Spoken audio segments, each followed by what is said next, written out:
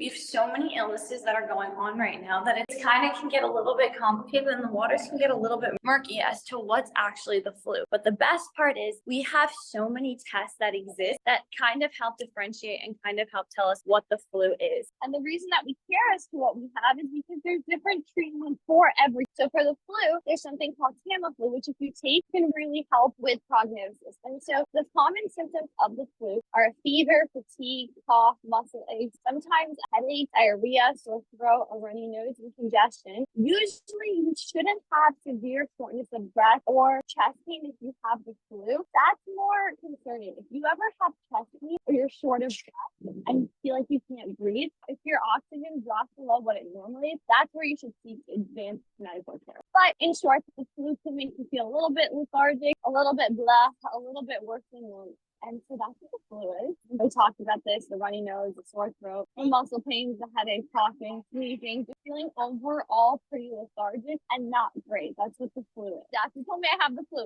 Now what can I do? For bacterial infections, antibiotics can help treat something like if you have strep throat, they'll give you the bubblegum tasting medication of your kids, amoxicillin. But that works really well. But if you have the flu, a lot of times people are like, oh, it's just a virus. There's nothing we can do. But in fact, there's a lot of things that we can do. So there's Tylenol and ibuprofen for symptoms. If you have a fever, the Tylenol and the ibuprofen can really help. If you catch it fast enough and you test positive for the flu, you can take something called Tamiflu. And Tamiflu, especially if you take it within the first 48 hours of getting the flu, can provide so much symptom relief. And so it's really helpful. In some cases, if you get a bacterial infection like pneumonia, or a sinus infection after getting the flu, we want to prevent you from catching the flu, but we also want to prevent you from having the flu get worse or having you get a lot of complications if you have the flu. But then you start feeling short of breath, then you start feeling a lot of symptoms that you didn't experience before. That's when you maybe want to get extra care. And you can find out if you have bacterial infection, you take antibiotics before it gets worse. But how do we prevent getting the flu in the first? Prevention. And the first thing is vaccination. The vaccine is really great because it can help prevent so many strains of the flu, but also simple things that we've been doing, hand washing and masking. So I know masking is no longer mandatory, but especially right now in flu season, if you live with people who are sick or people who are immunocompromised, like little children or elderly, it might be a good idea to continue masking. How is the flu spread? Coughing on somebody's saliva, it's droplet spread. So if I have the flu and I sneeze on Mega is very likely to get the flu. If we're sitting across from each other at the table and none of my droplets get on her, then she might not get the flu, but it's spread that way. So that's why maybe it's important, especially during flu season. So you might not even know, but you could be sitting next to somebody on the subway and they could cough on you and you can get the flu that way. So that's why mask wearing is so really important. So what's our favorite way to prevent any kind of infection? It is vaccination. So thankfully we have a really great vaccine for the flu, and there's so many measures that help encourage us to get vaccinated. If anybody is in the city, Mount Sinai, all the sites offer vaccination. Your local CVS will offer it. We'll talk about some other sites that offer it too. Get vaccinated, get vaccinated, get vaccinated. It's one shot a year because the flu it's a virus, right? So it's constantly morphing and it's constantly changing. So there are new strains that people are getting infected by. And so therefore we need to have new vaccines to treat those strains. What the flu vaccine is and what it treats, it basically prevents you against a couple of strains of the flu, but it still is possible to get another strain of the flu. I'm not going to present to you and say if you get the vaccine, you will 100% not get the flu, but it will severely reduce your chances of getting very sick and of getting the most prevalent strains. So the strains that are most common, it's going to protect against. You might get infected by a different strain. The thing to keep in mind is it's not that you're absolutely not going to get the thing that you're vaccinated for. It's that you are limiting the severe symptoms of that. And you may actually be protecting yourself better against getting it at all. But just because you get it does not mean that the vaccine doesn't work. It's that you actually are protecting yourself from the worst form of that particular virus. Some side effects of the vaccine include having maybe like a little bit of a headache and maybe not feeling 100%,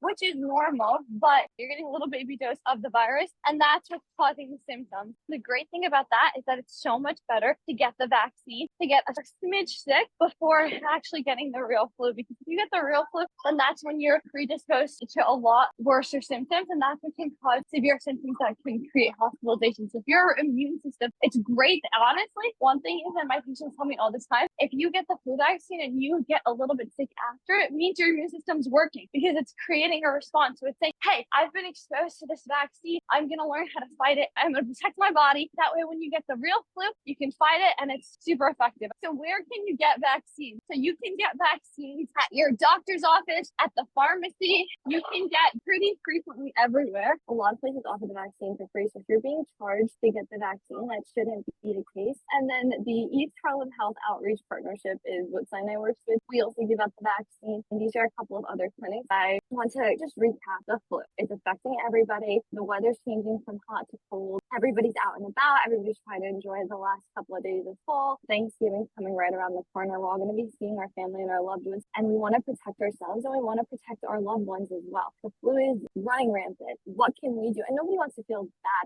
either. So if you start to feel a runny nose, if you start to get a fever, if you start to cough, if you start to feel a little bit more lethargic than normal, it might be a good idea to just get tested. You can get a COVID and a flu test all in the same swab. If you're only getting something up your nose one time, but you can get tested all at the same time, see what you have, and then treat appropriately from there. So if it is the flu, you can get treated with Tamiflu. So that's super important. And then on top of knowing that, we want to prevent getting any hand washing, the mask wearing, the vaccination. After you get the vaccine, again, you might feel a little bit bad for a day or two, but it's nothing compared to what you would feel if you got the flu. And it helps protect against when you actually get the flu from getting the most severe side effects of it. And so that's why we keep pushing for this vaccination. Your local Costco or CVS also offering vaccinations. Just a reminder about long COVID and that there's a multitude of symptoms that can be involved in long COVID, but to definitely visit Smart University website for more information. That Mount Sinai clinic is really great and it's uninsured patients now. So if there's ever a concern, to make sure you reach out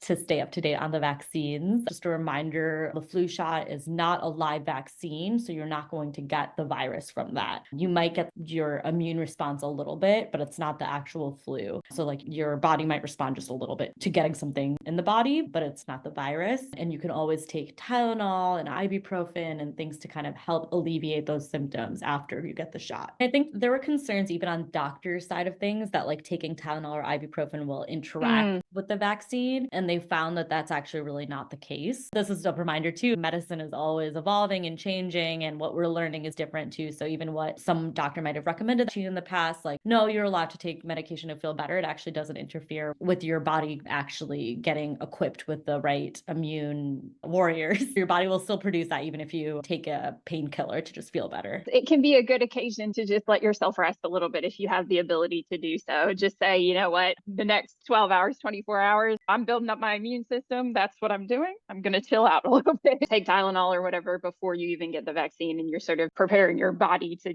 deal with that. And it's not going to get in the way of the immune response that you're building up.